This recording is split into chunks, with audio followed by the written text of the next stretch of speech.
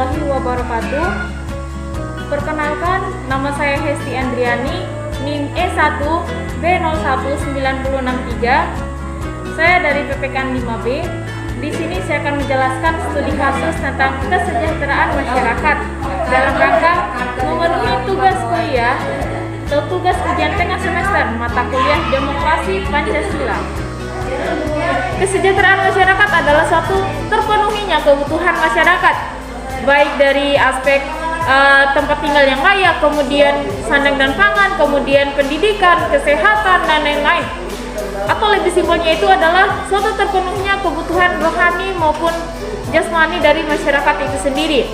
Akan tetapi kita ketahui pada realitasnya sekarang, kesejahteraan masyarakat itu tidak terpenuhi dengan baik.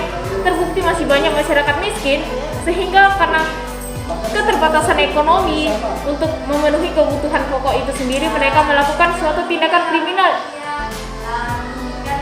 di dalam lingkungan kehidupannya itu sendiri. Jadi faktor penyebab kenapa kesejahteraan masyarakat itu tidak terrealisasi. Yang pertama ada dua faktor. Yang pertama yaitu faktor internal dan faktor eksternal. Nah, faktor internal itu apa? Faktor internal itu adalah faktor yang ada di dalam diri masyarakat itu sendiri. Faktor internalnya ini contohnya seperti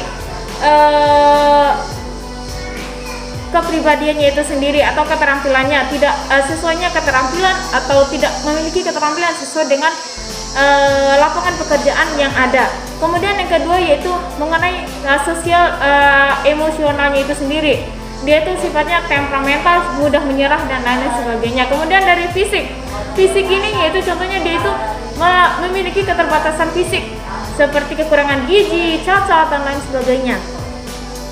Jadi faktor internalnya itu faktor yang ada di dalam dirinya dari masyarakatnya itu sendiri.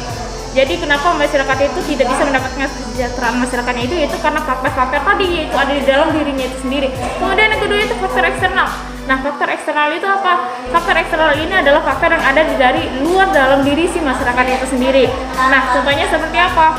Contohnya yaitu seperti kurangnya pemerataan pembantuan baik dari pemerintah untuk masyarakat miskin, contoh terutama di daerah yang terpencil.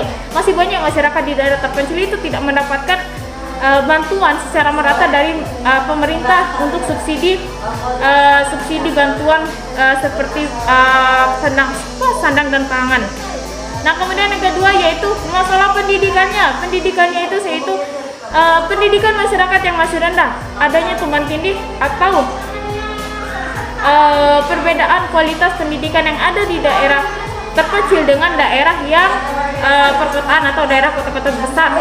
Di mana di daerah terpencil kualitas pendidikannya itu lebih rendah. Kenapa? Karena yang pertama, karena faktor guru, kemudian sarana dan prasarana tidak terpenuhi. Kemudian sedangkan di daerah kota atau kota terbesar yaitu pendidikannya kualitasnya tinggi. Kenapa? Karena didukung oleh fasilitas sarana dan prasarana yang lengkap.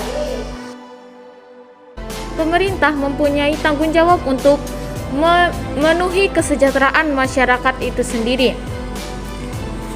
Yang mana untuk kesejahteraan masyarakat ini sudah tertuang di dalam pasal 31 Undang-Undang Dasar Negara Republik Indonesia. Kemudian pada pasal 34 dan 33 Undang-Undang Dasar 1945 sudah dijelaskan bagaimana tanggung jawab dari pemerintah untuk memenuhi kebutuhan dari masyarakatnya. Pada pasal 34 Undang-Undang Dasar Negara Republik Indonesia tahun 1945 ayat 1 sudah dijelaskan bahwa fakir miskin dan anak-anak yang terlantar dipelihara oleh negara. Kemudian negara mengembangkan sistem jaminan sosial bagi seluruh rakyat dan memberdayakan masyarakat yang lemah dan tidak mampu sesuai dengan martabat kemanusiaan. Nah, dari pasal-pasal ini sudah jelas bahwa pemerintah itu harus memfasilitasi kehidupan dari masyarakatnya yang miskin.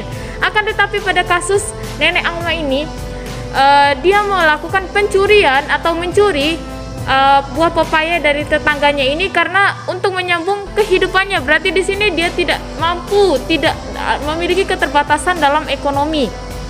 Berarti dia itu merupakan tanggung jawab dari pemerintah. Akan tetapi di sini tidak ada tanggung jawab dari pemerintah untuk membantu perekonomiannya, sehingga dia memutar pikiran atau memiliki ide untuk melakukan mencuri atau melakukan kasus pidana tersebut agar bisa menyambung kehidupannya.